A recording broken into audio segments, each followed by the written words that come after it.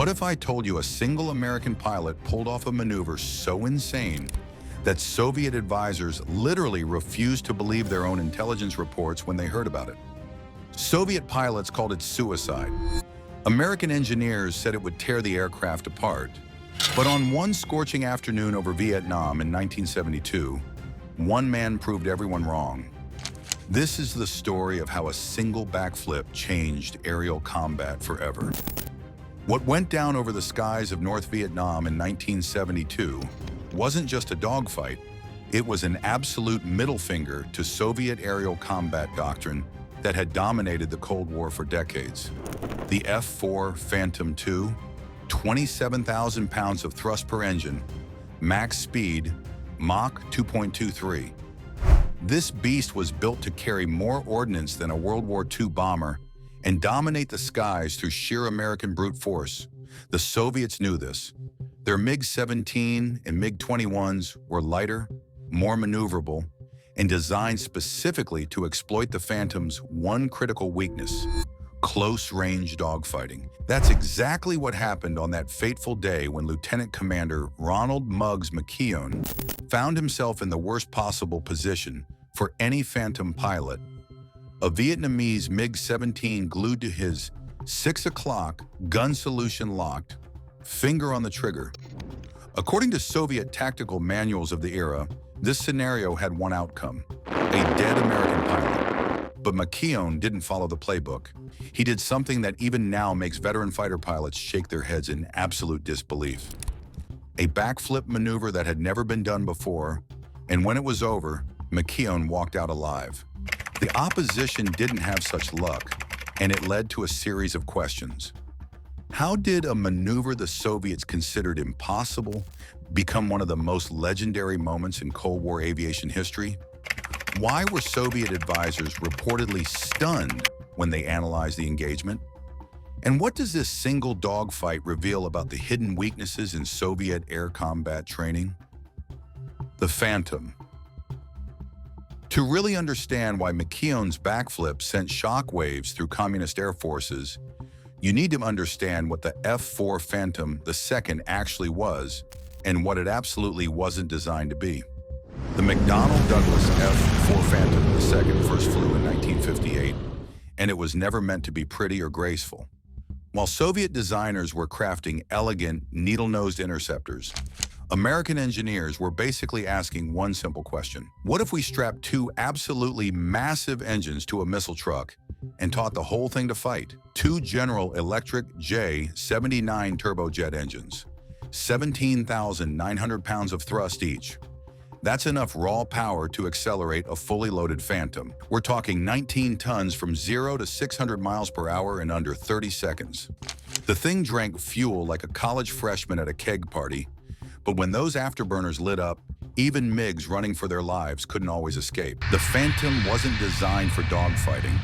That's the brutal, honest truth the Air Force and Navy discovered over Vietnam's jungles. It was designed to carry nuclear weapons deep into Soviet territory, launch radar-guided missiles from beyond visual range, and dominate through technology rather than old-fashioned maneuverability. It initially had no internal gun, but eventually got corrected with external gun pods and later built-in cannons on specific variants.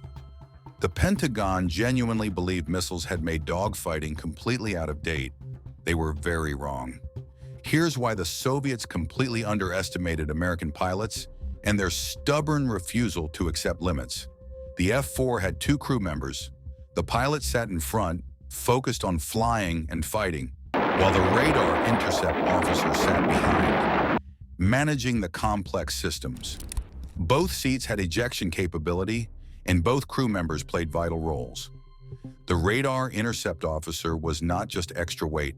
He handled the radar, weapons, and navigation, allowing the pilot to concentrate fully on flying and attacking.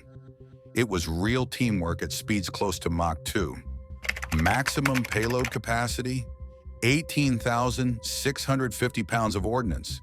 That's legitimately more bombs than a B-17 Flying Fortress from World War II could carry. The Phantom could haul everything: iron bombs, laser-guided munitions, Sidewinder heat-seeking missiles. radar-guided Sparrows, rocket pods, even nuclear weapons.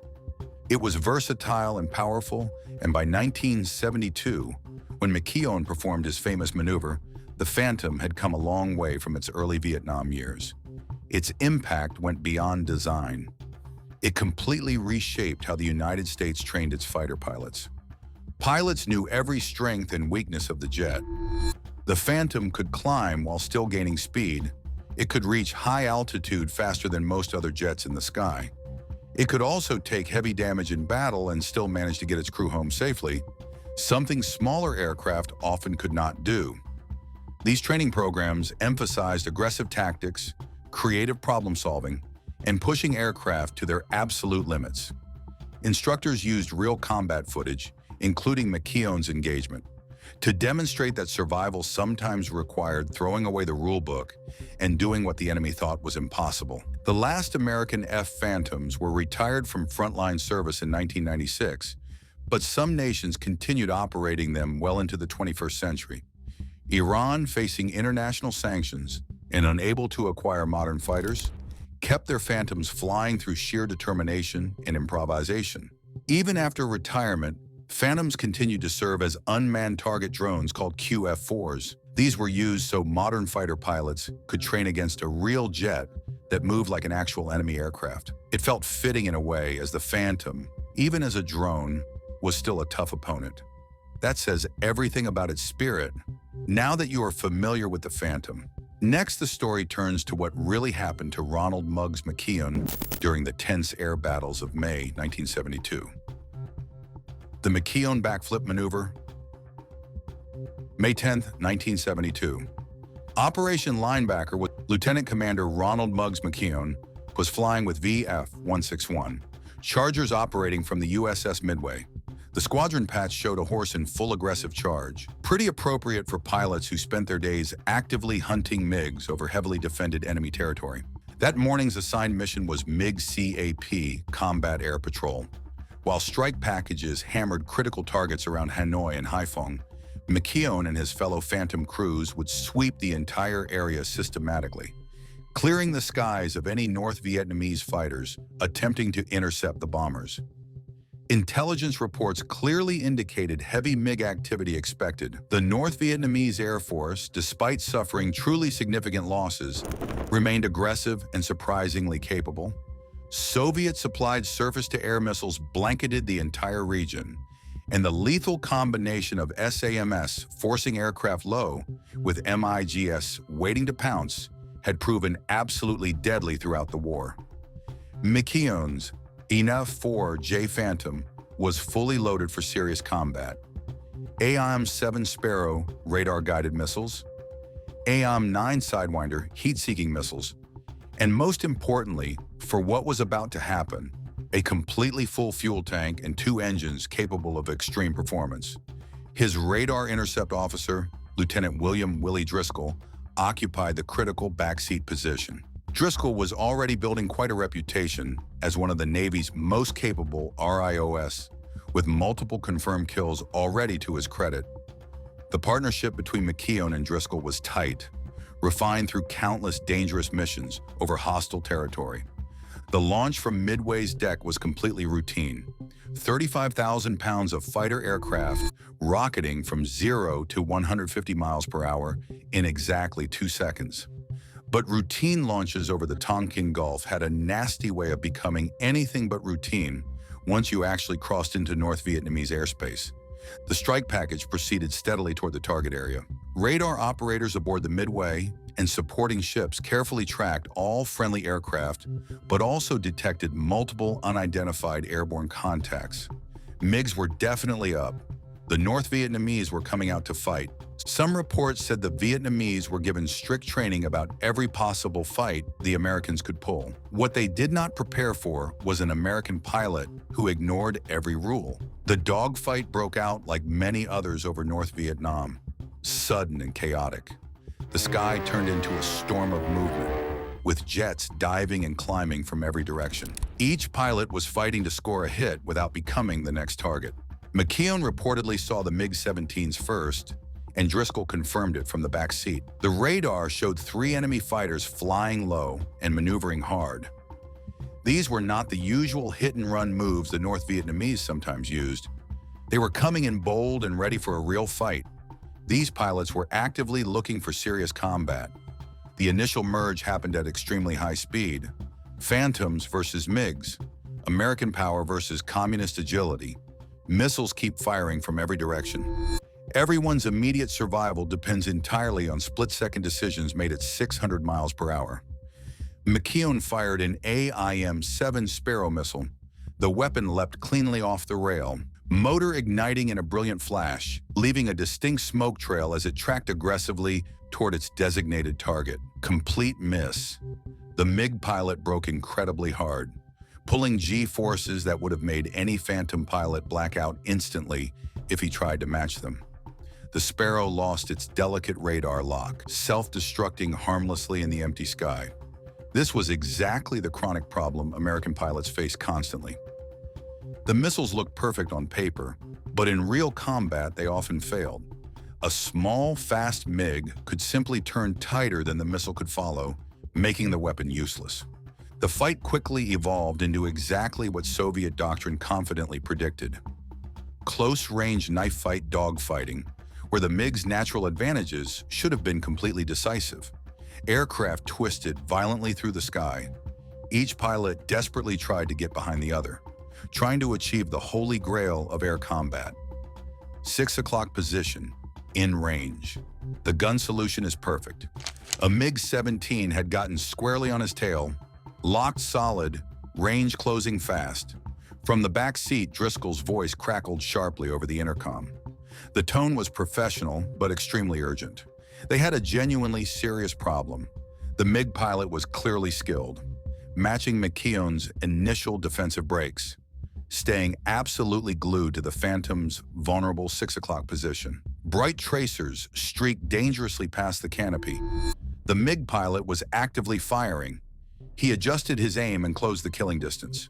In mere seconds, those 23mm rounds would begin to rip into the Phantom's tail. Hydraulic lines and control surfaces were in the line of fire, risking a loss of control.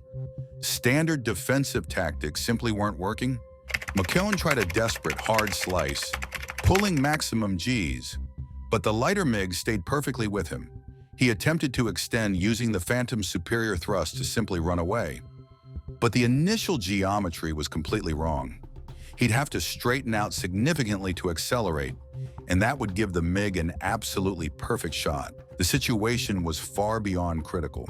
Lots of experienced fighter pilots say that once a MiG-17 gets a solid 6 o'clock position on a Phantom at close range, the American pilot is already dead. Physics doesn't lie. Turn rates don't lie.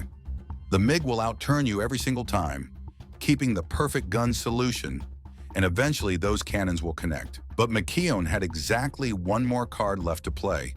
An idea so absolutely crazy, so fundamentally risky, that it existed in that dangerous gray area between brilliant innovation and pure suicidal desperation.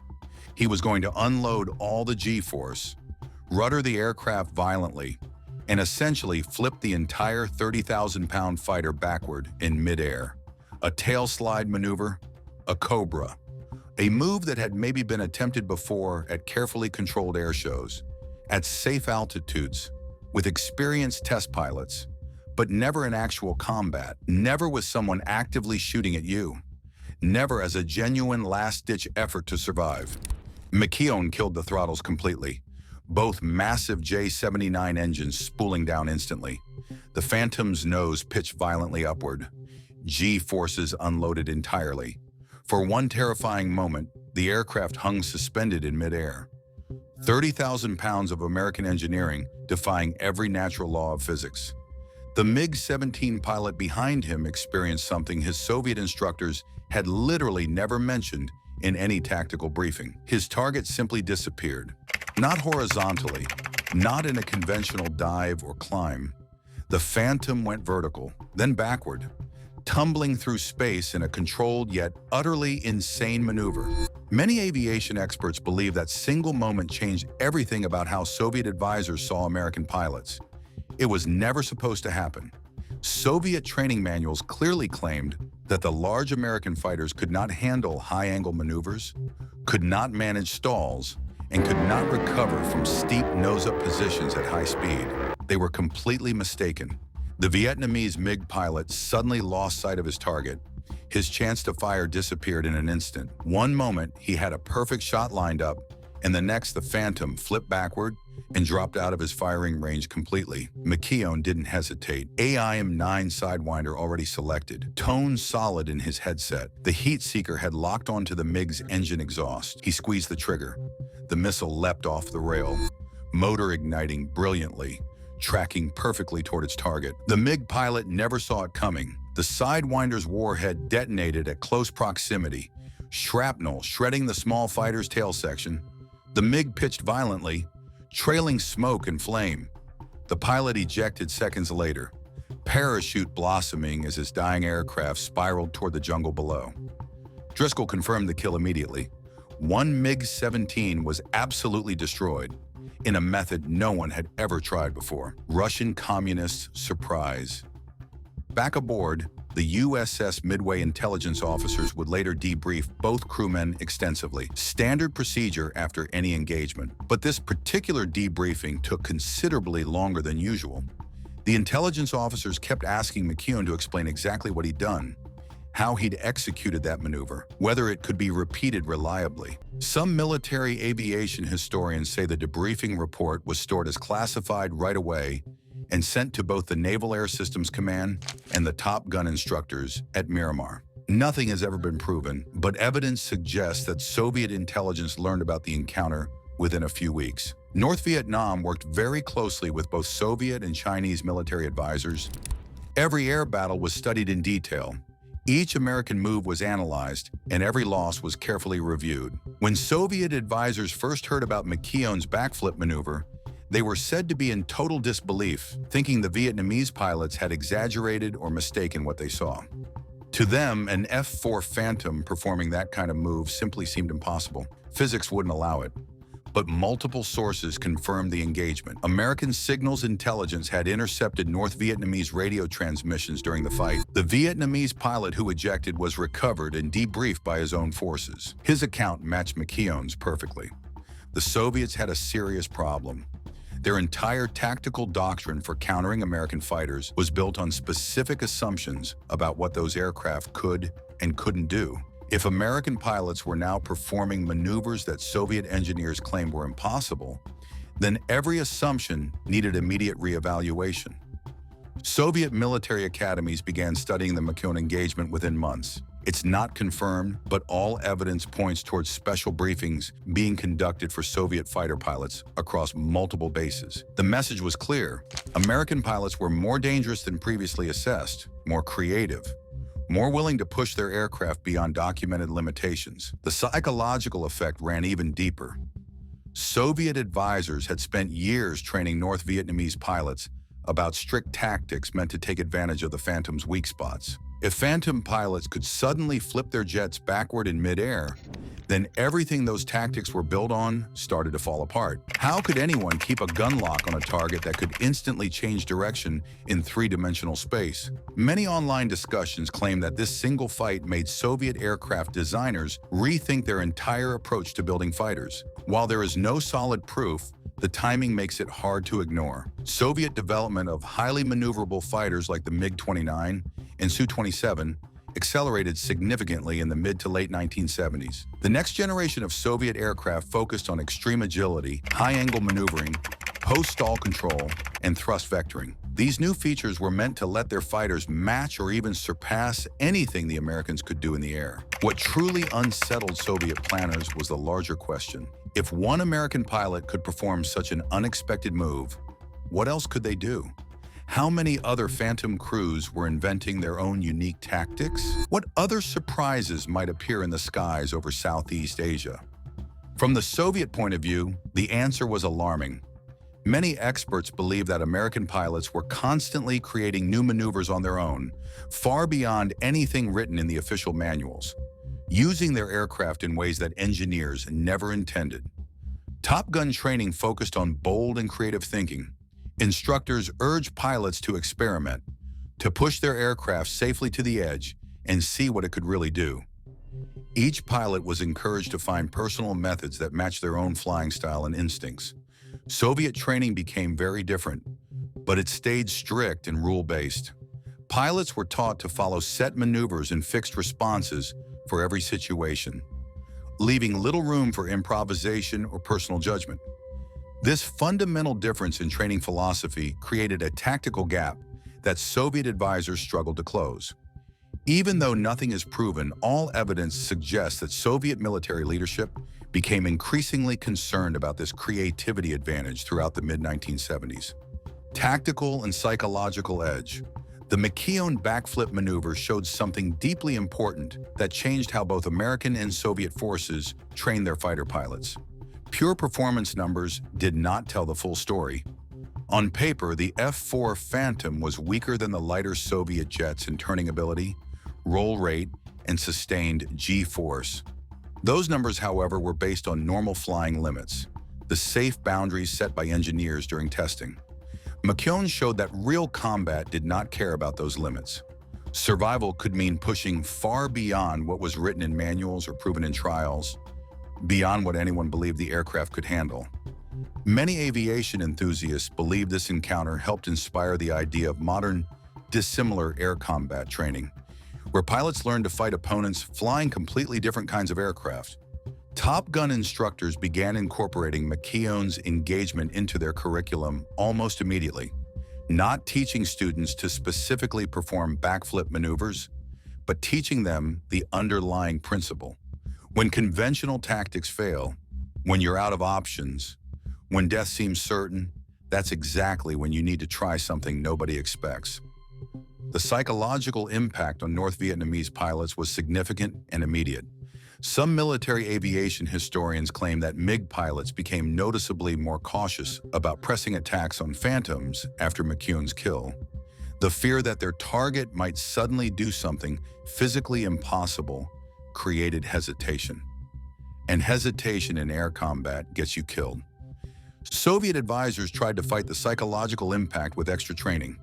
They held new briefings on American tactics and ran mock battles to prepare their pilots. Still, it was almost impossible to teach someone to expect the unexpected. That was the very problem. American pilots, on the other hand, gained huge confidence from encounters like McKeown's. Word spread quickly through naval aviation circles. The Phantom might have been large and built for different missions. Yet in the hands of a skilled and fearless pilot, it could stand toe-to-toe with any Soviet jet. That belief changed how Americans fought. Pilots began to push harder, take smart risks, and rely fully on their machines and training, even when the odds were against them. The results showed in combat. Although not officially confirmed, evidence points to a clear rise in American success against MiGs in the months after McKeown's fight. Partially due to better training, partially due to improved tactics, but also partially due to sheer confidence. Soviet intelligence officers analyzing American combat footage noticed something more disturbing. American pilots seemed almost eager to engage. They weren't defensive, weren't cautious. They actively hunted MiGs with aggressive persistence that Soviet doctrine suggested was tactically unsound. But it worked. Repeatedly, the tactical edge extended beyond individual maneuvers. Lots of conspiracy theories reveal that Soviet pilots who defected to the West during the Cold War consistently mentioned American tactical unpredictability as a major concern. You could study American doctrine, understand their standard procedures, but in actual combat, American pilots deviated constantly, improvised constantly, made decisions that seemed to contradict their own training. This unpredictability was actually a massive tactical advantage. They never knew exactly what the Americans would try next. The Phantom's toughness gave American pilots a major psychological edge. The aircraft could take heavy damage and still keep flying. Soviet fighters were lighter and more fragile, often breaking apart after minor hits. American pilots knew this. They could fight harder, take risks, and stay aggressive because they trusted their jet to survive and bring them home. Vietnamese pilots did not have that same security. One Sidewinder missile hit usually meant total destruction. A short burst from a Phantom's gun could end the fight instantly. That knowledge made many pilots cautious, sometimes at the worst possible moment. The legacy. McKeown's maneuver also showed how vital teamwork was between crew members. Driscoll, in the back seat, stayed calm even as his pilot flipped a supersonic jet backward in combat. He trusted completely, kept track of the fight, called out threats, and confirmed the kill. That kind of teamwork took time to build. It required total trust between the pilot and the radar intercept officer. Together, they became far more effective than any single-seat fighter could be. Soviet jets lacked that advantage, which limited their coordination in complex battles. The changes that followed McKeown's fight went far beyond dogfighting. They shaped training for strike missions, air-to-ground attacks, and even naval patrol flights. The lesson was simple but powerful. Train pilots to think, adapt, and push beyond what the manuals say is possible. Some experts believe the Soviet Union never truly caught up with this mindset. This difference created a lasting disadvantage throughout the rest of the Cold War. Soviet aircraft were often excellent and sometimes technically better than American ones, but their pilots could not fully use that potential. The training system simply did not reward innovation. McKeown went ahead to win the Navy Cross, one of the highest honors any American pilot can receive, awarded only for acts of extraordinary heroism in combat. His courage that day did not just save his life and his radar officer's life, it rewrote air combat history. Over the years, McKeown would go on to earn the Distinguished Flying Cross 5 times, 27 air medals, and the Legion of Merit. Years later, military historians still reference his flight as one of the most remarkable moments in aerial combat history,